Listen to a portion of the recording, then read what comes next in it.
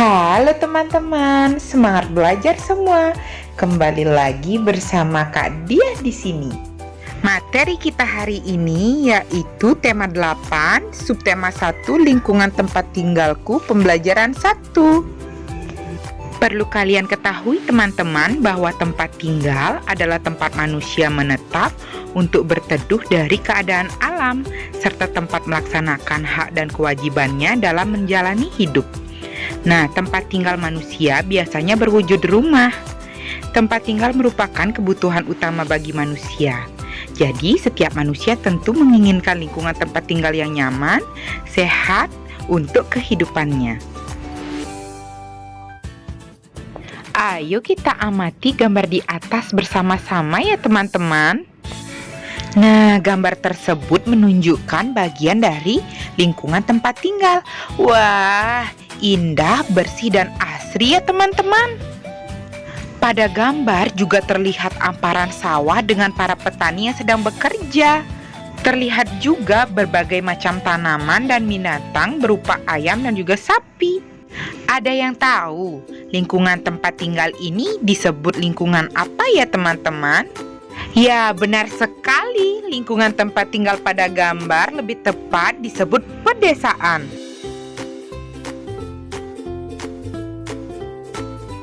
Nah, adik-adik, di sini kakak ingin bertanya, di mana tempat tinggalmu? Di kota atau di desa? Nah, lalu bagaimana lingkungan tempat tinggalmu? Dan nyamankah kamu tinggal di lingkunganmu? Kalian bisa jawab di kolom komentar. Adik-adik, di sini kakak akan menceritakan pengalaman Udin berlibur di daerah asalnya. Nah, jadi Udin dan keluarganya berlibur di daerah asalnya yaitu di Jawa Barat. Di lingkungan tempat tinggal Udin di Jawa Barat terdapat tempat wisata yang berbagai macam. Salah satunya yaitu tempat wisata Telaga Warna. Telaga Warna ini terletak di kawasan Puncak Bogor. Saat Udin berwisata di Telaga Warna, ayah Udin menceritakan asal mula Telaga Warna. Dan ayahnya menjelaskan bahwa cerita asal mula Telaga Warna itu sangat turun-temurun.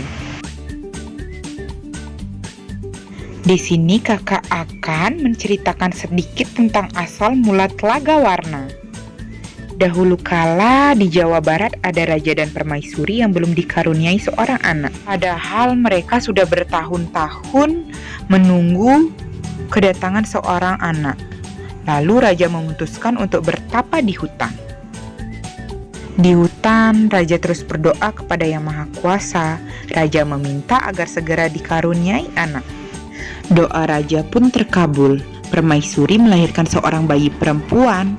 Raja dan permaisuri sangat bahagia, dan seluruh rakyat juga bersuka cita menyambut kelahiran putri raja. Lalu raja dan permaisuri sangat menyayangi putrinya. Mereka juga sangat memanjakannya, dan segala keinginan putrinya dituruti. Nah, tak terasa putri raja telah tumbuh menjadi gadis yang cantik, dan dia saat ini sedang berulang tahun yang ke-17. Lalu raja mengadakan pesta besar-besaran dan semua rakyat diundang ke pesta. Raja dan permaisuri telah menyiapkan hadiah istimewa berupa kalung. Nah, kalung tersebut dari untayan permata berwarna-warni.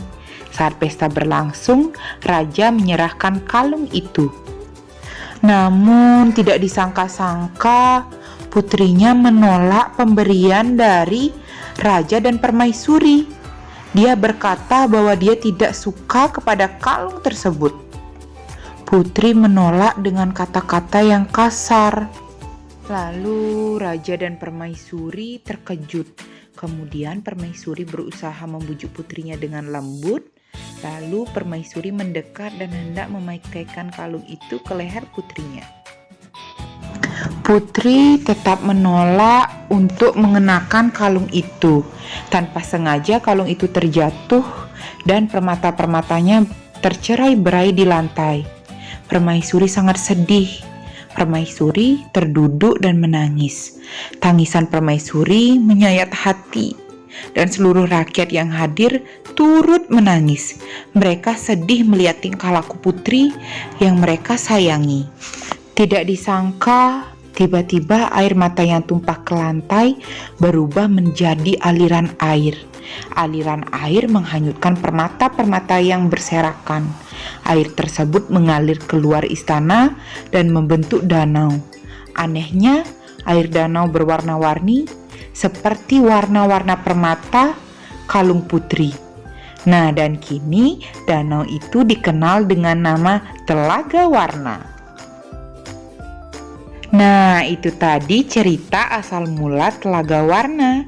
Nah, perlu kalian ketahui bahwa cerita asal mula Telaga Warna merupakan cerita fiksi.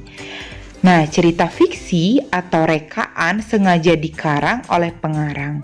Cerita fiksi diolah berdasarkan pandangan, tafsiran, dan penilaian pengarang mengenai peristiwa-peristiwa baik yang pernah terjadi secara nyata maupun hanya dalam khayalan pengarang.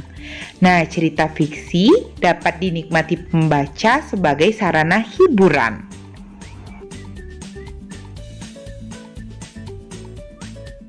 Ciri-ciri cerita fiksi yang pertama bersifat imajinatif atau rekaan pengarang, yang kedua biasanya menggunakan bahasa komunikatif, yang ketiga terdapat pesan moral, lalu yang keempat sebagai sarana hiburan bagi pembaca.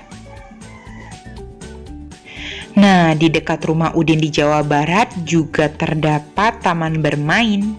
Udin dan saudara-saudara sepupunya bermain di sana loh.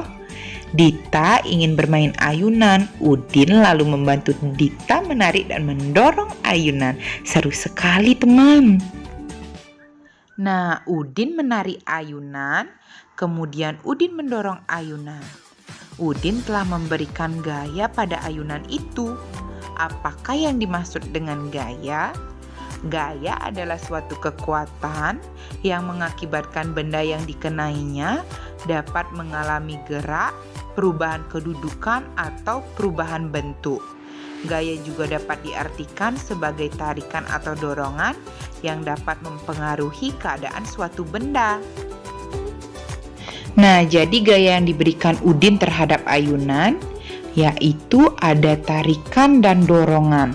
Akibatnya ayunan itu dapat bergerak. Saat ditarik, ayunan akan bergerak ke belakang atau mendekati Udin, dan saat didorong, ayunan akan bergerak ke depan atau menjauhi Udin. Nah, jadi apa yang dimaksud dengan gerak? Nah, gerak adalah perpindahan kedudukan suatu benda terhadap benda lainnya, baik berpindah kedudukan yang mendekati maupun menjauhi suatu benda atau tempat asal akibat benda itu dikenai gaya.